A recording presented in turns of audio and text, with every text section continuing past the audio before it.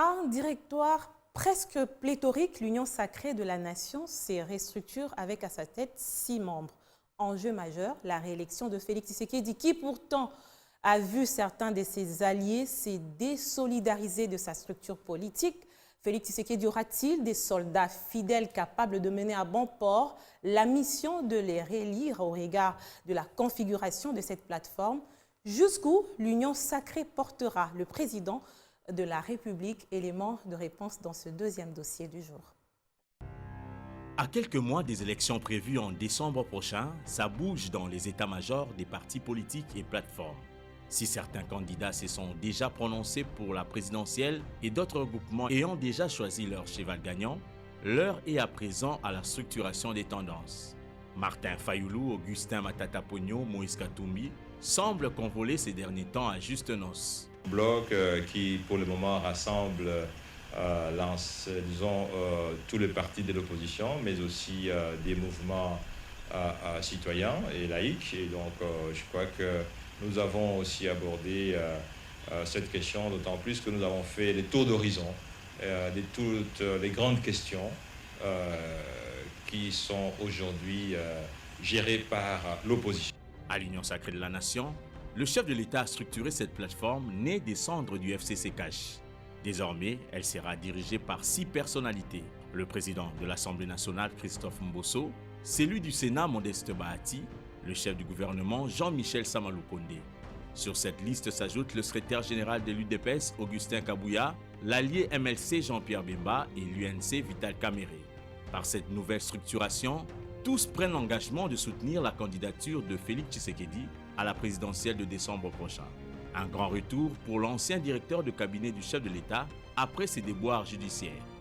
L'architecture interne de l'Union sacrée de la nation compte des personnalités des partis et des points de vue bien différents avec lesquels elle sait qu'elle va devoir composer.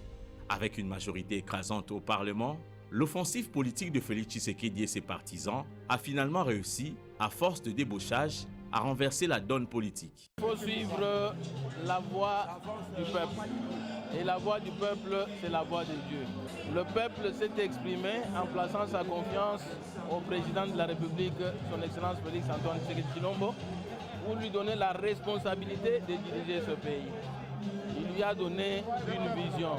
Cette vision, la vision du peuple. Moi, je ne peux pas aller à l'encontre de la vision du peuple, parce qu'en ce moment-là, je ne serai pas en accord avec Dieu.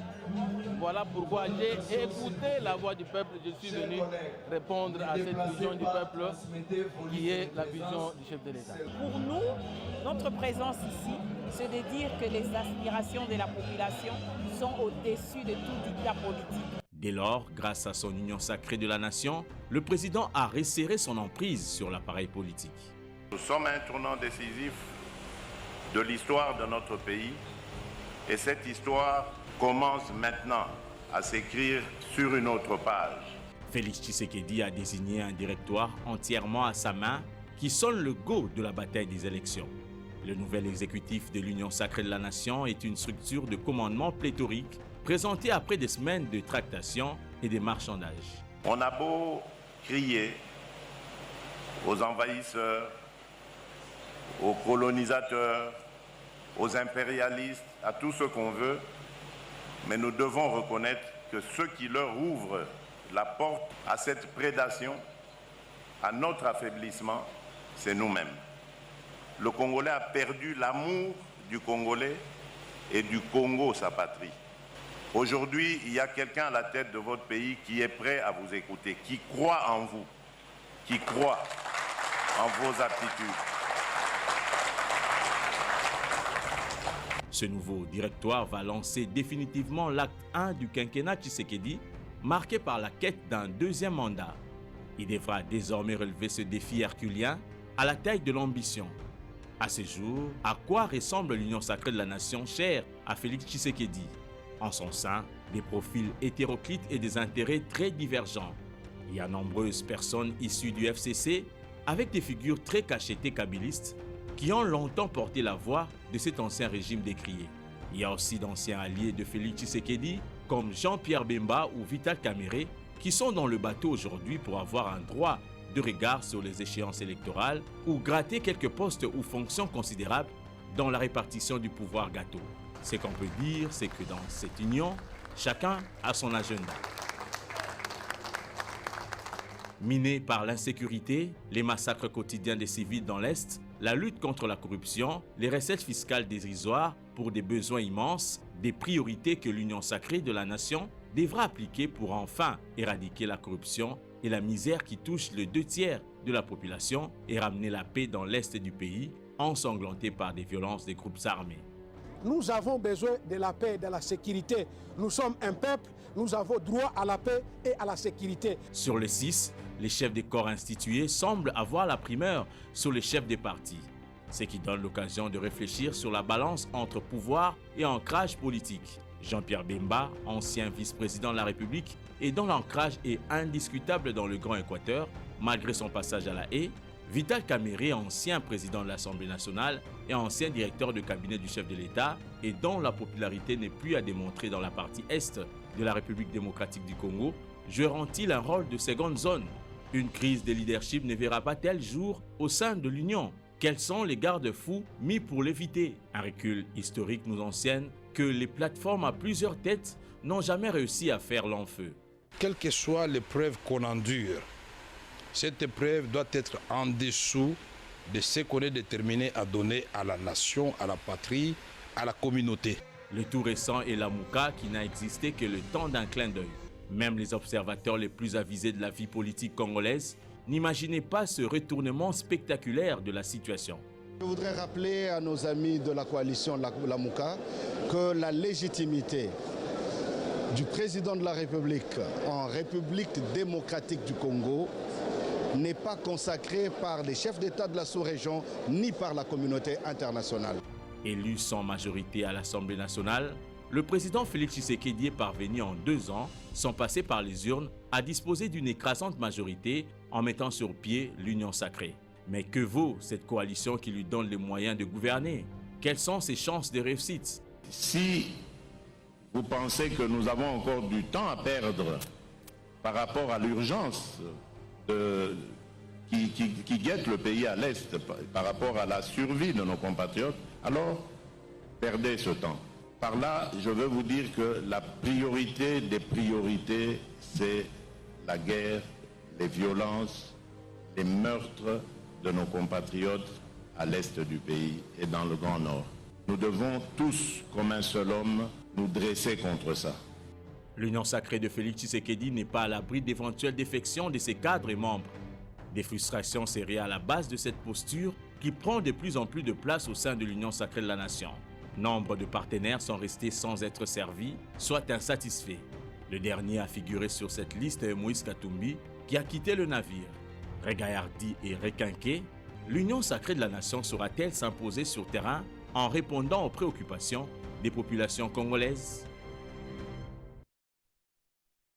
Des profils hétéroclites, ça a été dit dans ce dossier. L'Union sacrée va-t-elle rassurer la réélection du président Félix-Antoine Tshisekedi?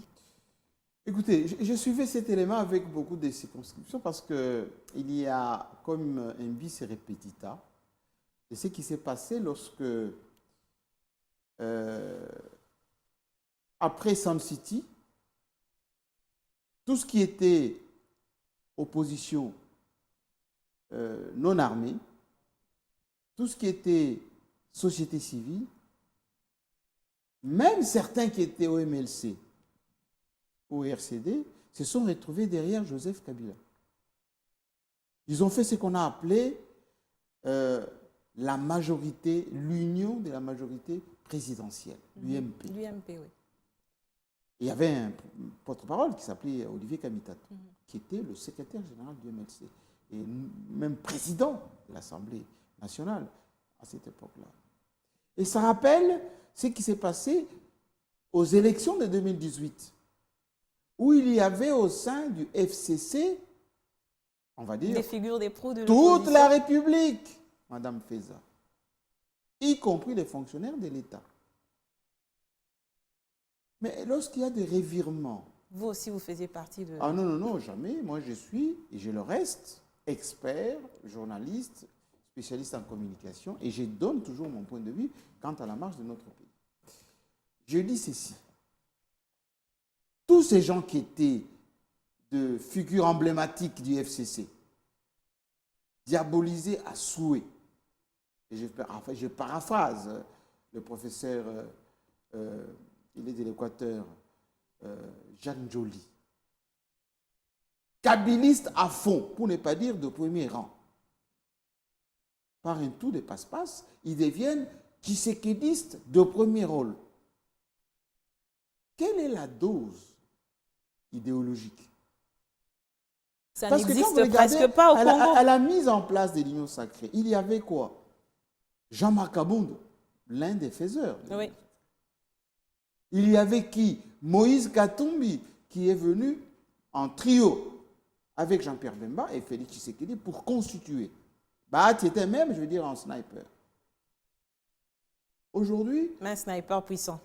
Très puissant et félin, et surtout stratège. L'homme des réseaux, qui avance toujours masqué. Je l'ai toujours dit, il faut se méfier 1000 fois de Bahati Lukwebo.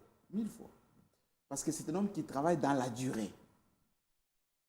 Et donc aujourd'hui, on a fait une récomposition rapide. Qu'est-ce que ça veut dire?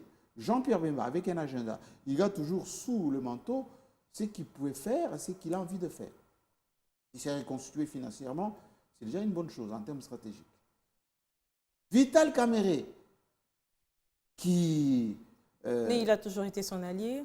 Oui, mais Vital Kamerhe est passé par le purgatoire. Vital Kamerhe a connu, a été humilié, et l'homme, comme tout chi, rumine. Que des agendas cachés. Bahati Lukwebo, qui est attaqué sans cesse. Souvent, on lui a ravi certains postes, malgré les incohérences, malgré tout ce qui se sont entendus. Augustin Kabouye, qui est l'héritier légitime du pouvoir et qui doit être là par défaut. C'est-à-dire que si tout le monde ne peut pas être là, c'est lui qui est là. En réalité, c'est lui qui est le pouvoir. Et vous y ajoutez l'exécutif, c'est-à-dire le membre du gouvernement, Sama Lukonde. En réalité, lui, il était la République. Parce qu'il est là pour gérer le pays. Vous constituez une espèce de cocktail Molotov qui va d'un moment et un autre, suivant les agendas des uns et des autres. Et très souvent, lorsqu'ils vont se réunir, chacun a toujours une stratégie derrière le manteau.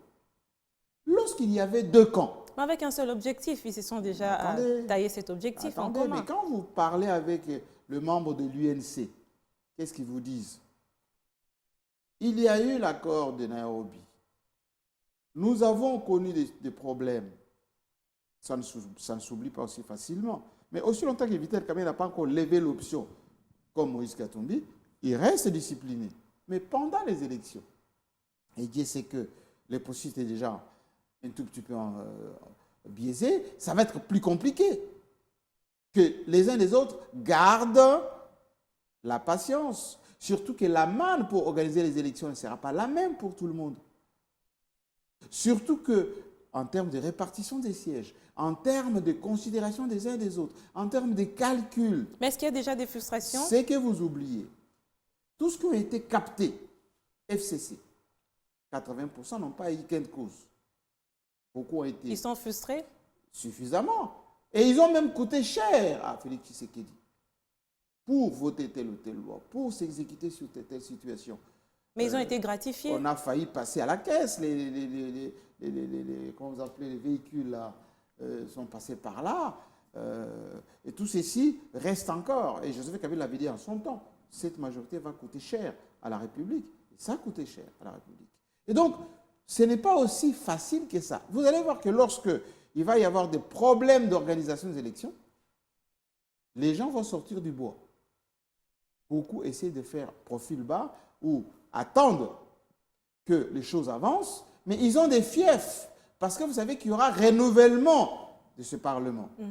80% de ceux qui sont là risquent de ne pas revenir. Pourquoi? Parce que beaucoup ont déçu leur base, beaucoup n'ont pas été à leur base. Le vote est plus ethnique ici au Congo, on le sait. Oui, ethnique, Mais il y a la nouvelle génération. Il y a des gens qui sont venus là avec le pouvoir de Tshisekedi qui se sont quand même un peu enrichis et qui vont prendre les revanches sur le vieux qui sont là depuis 20 ans, 30 ans. Il y a aussi la population qui attend, elle, ou qui a attendu, elle, l'amélioration de ses conditions de vie, mais qui n'a pas beaucoup vu. Donc, tout ceci reste l'inconnu à résoudre pour Félix Tshisekedi. Donc, la mise en place de ces directoires ne rassure pas beaucoup. Non seulement c'est assez hypothétique, mais surtout, ce n'est pas un chèque en blanc. Parce qu'il n'y a pas encore une charte, il n'y a pas encore une administration de cette union sacrée. Ensuite, il n'y a pas de hiérarchie des décisions. Elle se transformera certainement comme une plateforme électorale, on l'a vu avec le FCC. Oui, mais regardez comment c'était, parce que le FCC, jusqu'à preuve du contraire, il y avait un bureau politique, il y avait une charte, il y avait souvent une espèce de discipline incarnée par Joseph Kabila en son temps. D'ailleurs, vous voyez, quand il venait là-bas, c'était à la queue-leu. Dès que tout le monde a discuté, dès que Kabila dit « ça va être comme ceci », il s'exécute. Ce n'est pas une dictature, ça? Non, ça s'appelle discipline. Aujourd'hui, certes, Félix Tshisekedi, on lui prête parfois qu'il est dictateur, il ne l'est pas du tout, moi je ne le pense pas. Il y a beaucoup de dissonances au sein de l'Union sacrée par rapport aux attentes des uns et des autres. Et plus on va s'orienter vers, ou se rapprocher des processus électoraux, et quand même il n'y aura pas de processus électoral, en ce moment-là, quand on va constituer maintenant des blocs de négociation, vous verrez. Mais sur qui devra-t-il compter au cas où il y a des fissures très remarquables au sein de l'Union sacrée? Quel serait le plan? Ce qui est sûr, Félix Tshisekedi peut compter à 100% sur Augustin Kabouya. À 100%. Ce qui est sûr, il peut négocier... Ça représenterait quoi, l'UDPS? Bon, UDPS, jusqu'à preuve du contraire, c'est encore la base. Hein? La base. Autour de l'UDPS pivotent encore beaucoup des petits partis qui se sont créés, quelques personnalistes, etc. Ça peut constituer un socle. Mais tous les restes, ça fera l'objet de négociations sur négociations. Comme toujours. Bien sûr. C'est le même décor. On va prendre notre troisième dossier de ce MAC du dimanche.